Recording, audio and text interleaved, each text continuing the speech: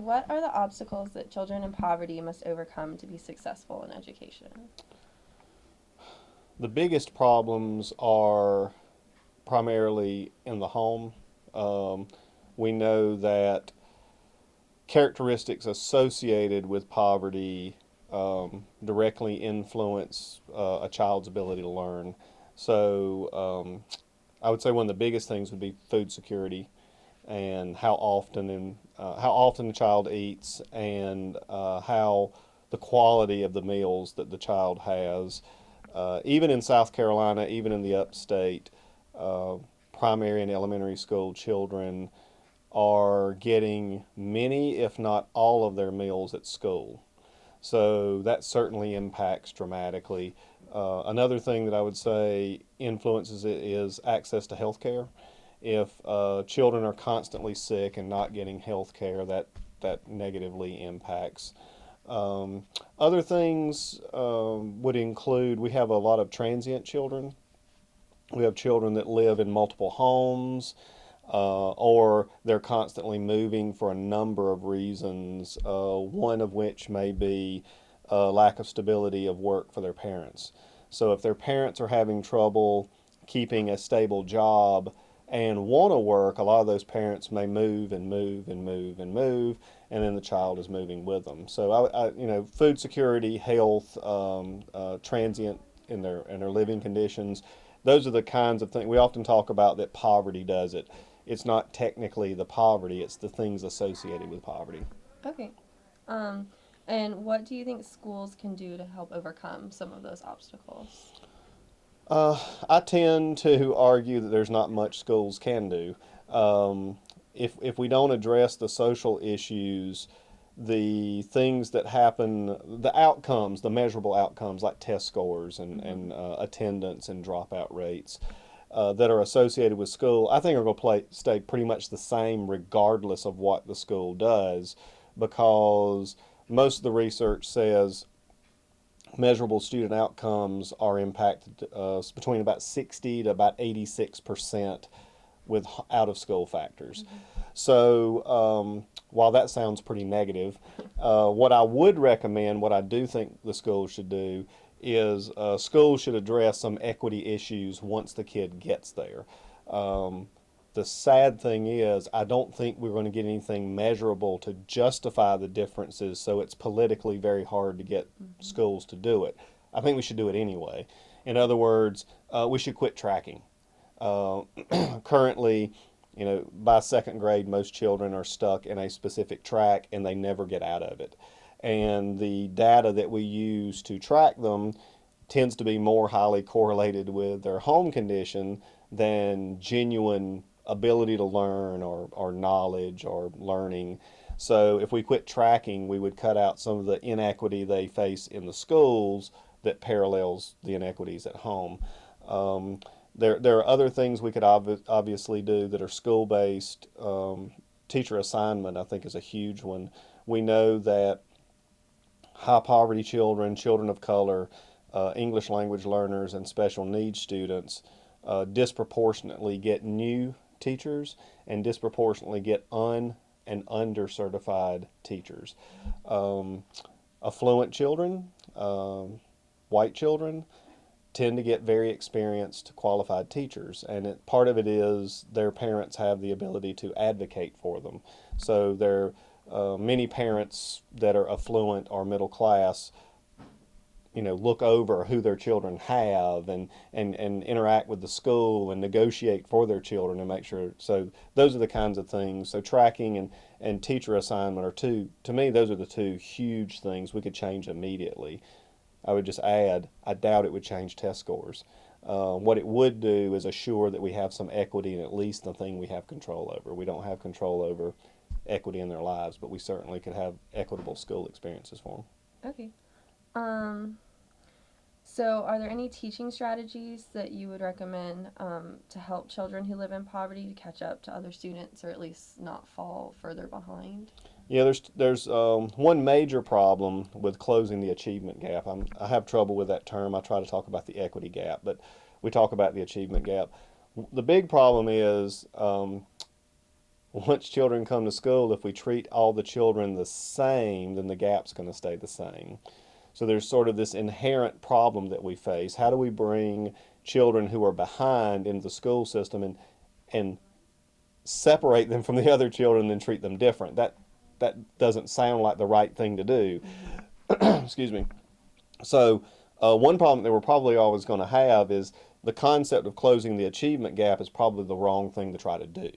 So what I would argue for is giving all children the same rich experience regardless of their background, and then not worry about whether or not the outcomes are different because of whatever classifications we have for the children.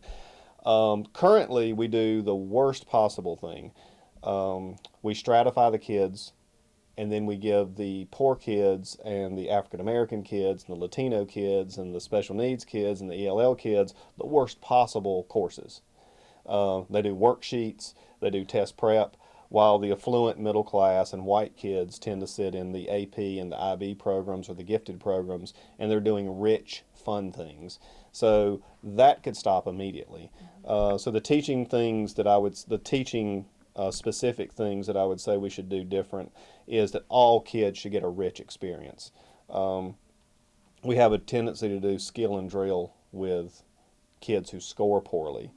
Well, that makes them hate to read. It doesn't help them read. So the rich environment. They need authentic text. They need to read the kind of books that real people read. They don't need to read textbooks. They need to have vibrant classes where they're talking with their friends, where they're talking with their teacher. There just needs to be this rich environment, which parallels the kind of rich environment that middle class and upper class children are getting at home. Mm-hmm. So you're probably not going to close the achievement gap because now the rich and the affluent and the middle class kids get it at school and at home, Right. whereas you can only provide it for one place. So we shouldn't do that to try to close the gap. We should do it because it's equitable. Okay. Um, are there any environmental factors within schools in high poverty areas that either hinder or support student growth and development? And in terms of that, I was thinking I've seen the Corridor of Shame documentary, and the conditions of some of those schools, I would imagine, would have a big impact on the student learning if they're cold or scared the roof is going to collapse. Absolutely, I do think you're going to see. Again, it's similar to the teacher assignment. Middle class and upper class parents, if something is dangerous or something is uncomfortable in a school setting, they're going to be advocates for their children, but not because they're better people than people in poverty and working class parents. It's generally because they have the time and the energy to do it. A lot of middle class and affluent families, the mother can be an advocate for the child because she may not work full time or may not work at all, whereas many of our working class and working poor and families in poverty are working multiple jobs, and they may disproportionately be single parent homes. So it's not that they don't care, which is a myth that's not true. It's generally that they don't have the time, and sometimes they don't have the social capital to do it. Sometimes they don't actually know, they haven't had the life skills that middle class and affluent parents do to go interact and advocate for their child. So I would say yes. So what happens is schools, sadly, in the United States reflect the communities they serve. So if it's a poor community, the schools tend to be in disrepair. So you have issues with heat and cold. You have issues. You mentioned corridor of shame. While some of those situations in that are highlighted maybe and misrepresent the schools in general, Mm-hmm. sewage backing up, hot and cold situations, water fountains that don't work, fire extinguishers that don't work. Those are real things, and they certainly, yes, would negatively impact. It also tremendously negatively impacts the willingness of teachers to work in those conditions. We are, like as I mentioned a minute ago, children in poverty tend to go to schools where the faculty is extremely young and possibly under or uncertified. Well, part of it is people will work in schools like that for 1 or 2 years, get experience, and if they find a job in better conditions, they leave. So that indirectly profoundly affects the learning conditions of the child. Okay. Um, What should nonprofit or government agencies focus on to best promote the optimal development of a child in poverty?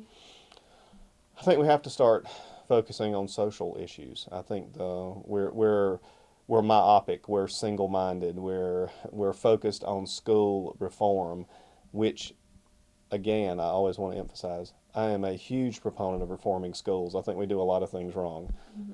but if we don't do something about the social conditions of children, those school reforms will never show the results that we want them to show.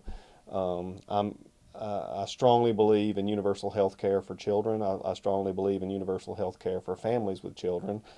Obviously, I think we should just have universal health care, but I would take at least for children and for families with children.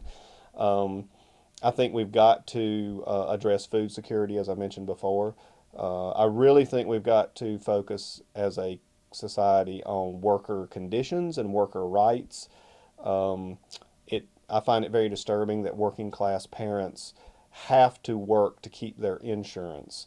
So it puts them in a very awkward situation. If they're hourly workers and if they have to work to have insurance, then it detracts from their ability to be advocates for their children. Um, if they have to take off work to go to a teacher conference, they lose the money, and then they have to travel. So it's cost them money that for many middle class and affluent parents, that's invisible. It doesn't, we don't even think if you're affluent or middle class, and if you're salaried, you don't even think about that. Um, a lot of working poor and people in poverty and working class people may be working multiple part-time jobs and then have no access to health care. So the condition, the working conditions, and the stability of the work for particularly, I would say, working class and working poor and people in poverty, tremendous impact on the children. And so if we could address those social issues, which are not easy ones, and I'm an educator, I don't really know how to address them. Mm-hmm. I'm pretty much just an advocate for that we need to address them. Okay. Do you know of any local organizations or community initiatives that would be good resources for families in poverty with school age children? That's a harder question. I know there are organizations that focus on poverty and literacy. In Greenville, my experience, I know there's organizations that deal with adult literacy. I'm much less aware of, and I think it's sad that I'm not aware of because to me that suggests there certainly isn't what there should be. So I imagine there's something going on. I'm just not aware of what it is. Okay. And there's a lot of debate about how you should define poverty. There's the Yes, poverty line and other ideas. What do you think would be the best way to approach defining poverty? I do. I do buy into relative poverty. The UNICEF puts out the Innocenti reports, and they do international ranking of countries by levels of poverty. And I'd say the neoliberal argument against that in the United States is, and we have people like Rush Limbaugh, and we even have elected officials who say there's no poor people in the United States. And their argument is if you take someone in poverty in the United States and compare them to someone in an emerging country, then it would look so much different. Well, I find that to be a silly argument. There's a good bit of research on the psychology of poverty, and part of that is once a child or an adult associates themselves with poverty relative to other people's status, that's a real thing. In other words, once people think they're in poverty, they are in poverty, whether we want to acknowledge it or not. Mm. So I think relative poverty is a perfectly legitimate basically the way the United States government does it and international organizations do it. I find that to be satisfying. I think it's accurate. Probably where we're falling down is we're not identifying or addressing well enough the working poor. Everything that I'm looking at, that's a really strong, quick growing group. The middle class is disappearing, if I understand sociologists on this well enough. And the the working class and the working poor are exploding, and the mythologies sort of in the United States. The working class and the working poor work multiple jobs. They work long hours. They don't have benefits, and so I don't think we do enough to define those categories so that other Americans are aware of and to fight the stereotypes. We want to believe that people in poverty deserve it and they're lazy, and I think the evidence is tremendously in the other direction. So how would you define the working poor? If you had to. I would say, there would have to be some metric about what is a living wage. Mm-hmm. And then I think the working poor, there would be categories like how many hours of the week are they working and how many jobs are they working. And in reality, taking into account if they don't have benefits, what percentage of their salary is now going to cover the benefits that if they were a salaried employee, they wouldn't be spending that money on.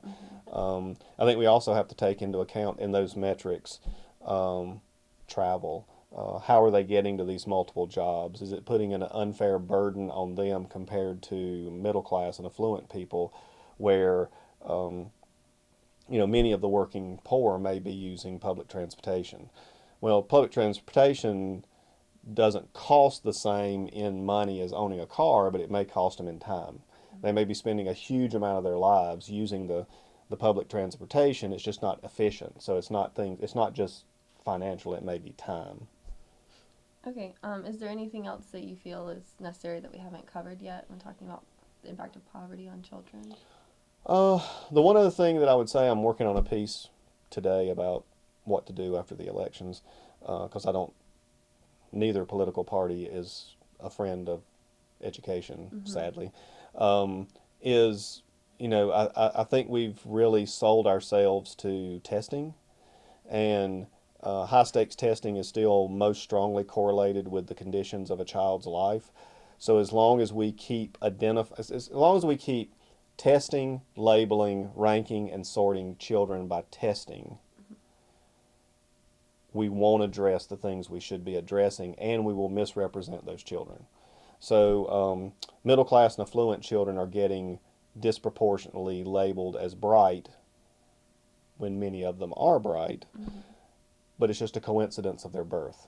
Many children in poverty, disproportionately children of color. They're African American and Latino children, especially our ELL children. It's a crime.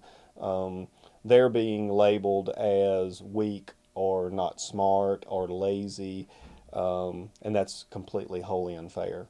And then it's stigmatizing them and putting them behind in school, parallel to them being behind in the home, and they didn't choose either of those conditions.